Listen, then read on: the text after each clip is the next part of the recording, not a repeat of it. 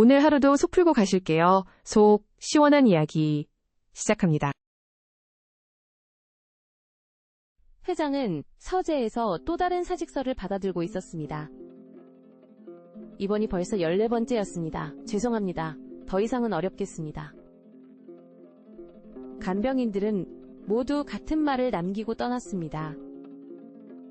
12살 아들의 중증 뇌성마비는 그 누구도 견딜 수 없을 만큼 힘든 것이었습니다. 또 그만둔다고요? 비서가 조심스럽게 물었습니다. 회장은 고개를 끄덕이며 한숨을 내쉬었습니다. 이번엔 사흘도 못 버텼어요. 아이가 그렇게 어려운가요? 사실 회장 자신도 아들 앞에서는 어떻게 해야 할지 몰랐습니다. 아이가 태어났을 때부터 의사들은 희망이 없다고 했고 회장은 점점 아들을 피하게 되었습니다. 일에 몰두하는 것이 그나마 죄책감을 덜어주는 방법이었습니다. 하지만 마음 한편으로는 늘 아들이 걱정되었고 밤마다 아들의 방 앞을 지나가며 발걸음을 멈추곤 했습니다. 다음 날새로운 간병인이 찾아왔습니다. 이력서를 보니 화려한 학력이나 자격증은 없었지만 면접에서 그녀가 한 말이 인상적이었습니다. 아이들은 마음을 먼저 알아봅니다. 저는 그 마음의 언어를 배우고 싶어요. 회장은 반신반의했습니다. 지금까지 온 간병인들은 모두 최고의 자격을 갖춘 전문가들이었지만 아무도 아들을 이해하지 못했기 때문입니다. 정말 우리 아이를 돌볼 수 있겠어요? 다른 분들은 모두... 회장의 말을 그녀가 조용히 막았습니다. 한번 기회를 주세요. 아이를 만나보고 판단하겠습니다. 첫날부터 분위기가 달랐습니다. 다른 간병인들이 최신 재활 장비를 요구했던 것과 달리 그녀는 가방에서 알록달록한 천 조각들과 작은 나무, 자동차 방울이 달린 리본 그리고 낡은 동화책을 꺼냈습니다. 이게 뭐죠? 회장이 의아해했습니다.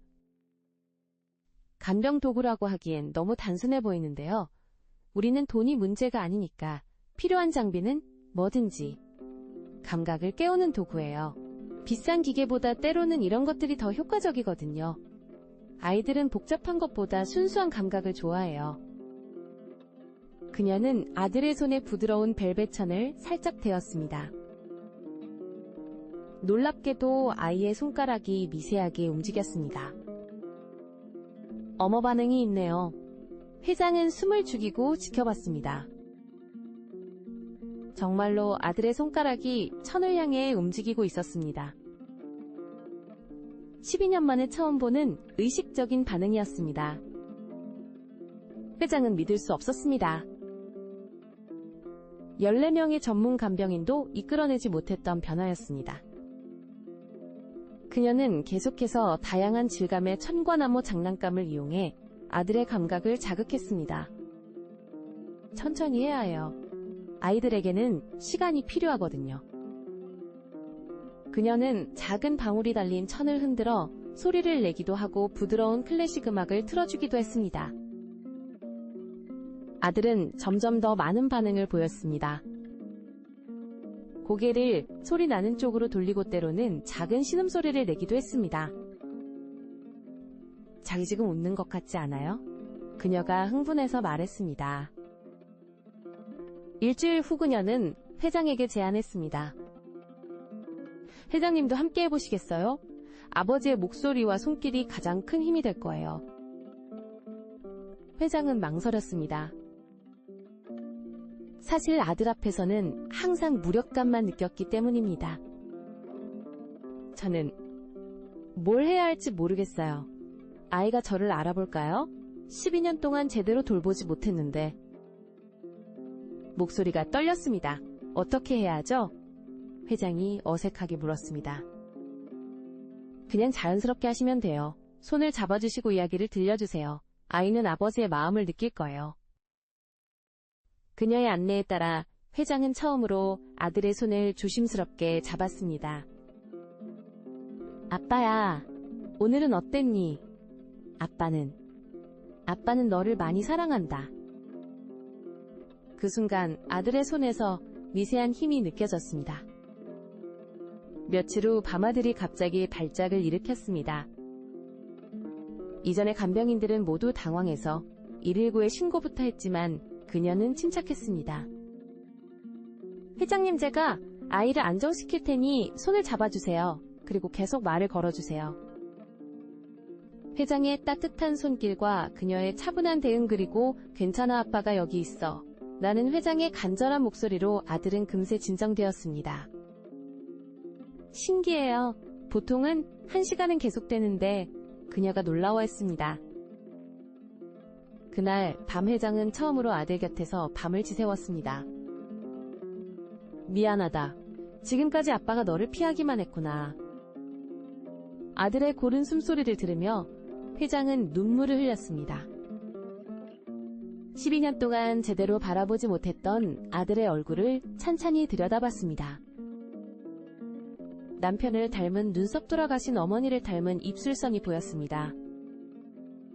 너도 우리 가족이구나. 왜 이제야 깨달았을까? 아빠가 너무 바보였다. 한 달이 지나자 변화가 눈에 띄었습니다. 그녀는 전통지압과 감각통합치료를 병행했고 아들의 근긴장도가 눈에 띄게 완화되었습니다. 시각반응도 좋아져 빛을 따라 고개를 돌리기도 했습니다. 무엇보다 식사 시간이 달라졌습니다. 이전에는 간병인 혼자 아이를 먹여야 했지만 이제는 회장도 함께 앉아 아들의 손을 잡아주었습니다. 오늘은 뭘 먹을까? 아빠가 같이 먹어줄게. 맛있겠다. 병원 검진에서도 담당 의사가 놀라워했습니다. 분명한 개선이 보입니다. 근긴장도 완화, 시각 반응 향상, 무엇보다 전체적인 컨디션이 좋아졌어요. 어떤 치료를 하셨나요? 2달째 되던 어느 날 그녀가 공룡 그림책을 보여주자 아들이 작게 웃었습니다. 분명하고 의식적인 웃음이었습니다. 생후 처음 보이는 진짜 웃음이었습니다. 웃었어요. 정말로 웃었어요. 회장님 보세요.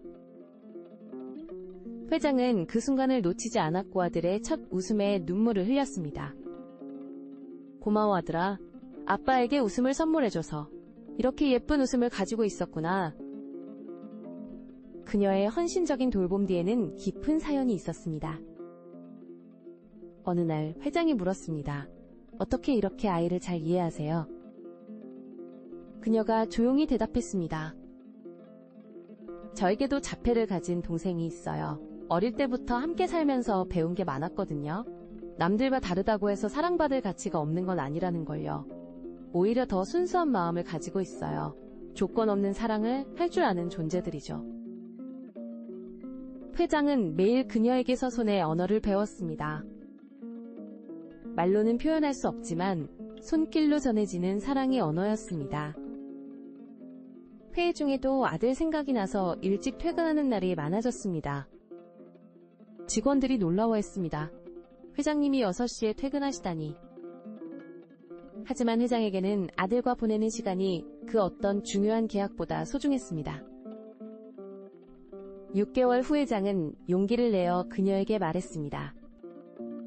당신과 함께라면 우리 가족이 완성될 것 같아요. 저와 결혼해 주시겠어요? 저희 부자가 당신을 정말 필요로 해요. 그녀는 눈물을 글썽이며 고개를 끄덕였습니다. 아이가 저를 받아들여준다면요. 사실 저도 이 아이가 아니 이 가족이 너무 소중해졌어요. 결혼 후 첫 가족 여행으로 바다에 갔습니다. 아들을 특수 제작한 해변용 휠체어에 태우고 모래사장을 거닐었습니다. 파도 소리 짠 바다, 냄새 부드러운 모래의 촉감을 함께 느꼈습니다. 아들은 파도 소리에 더욱 또렷한 반응을 보였습니다. 고개를 바다 쪽으로 돌리고 있가에 환한 미소까지 띄었습니다. 갈매기 소리에도 반응하며 작은 손을 펄럭이기도 했습니다. 여보, 우리 아이가 바다를 좋아하나 봐요. 이렇게 활발한 반응은 처음이에요. 그녀가 기뻐하며 말하자 회장도 웃었습니다. 그럼 자주 와야겠네요, 가족끼리. 우리 아이가 좋아하는 곳이면 언제든지 올 수 있어요. 아들이 다시 웃자 부부는 서로를 바라보며 행복한 미소를 지었습니다.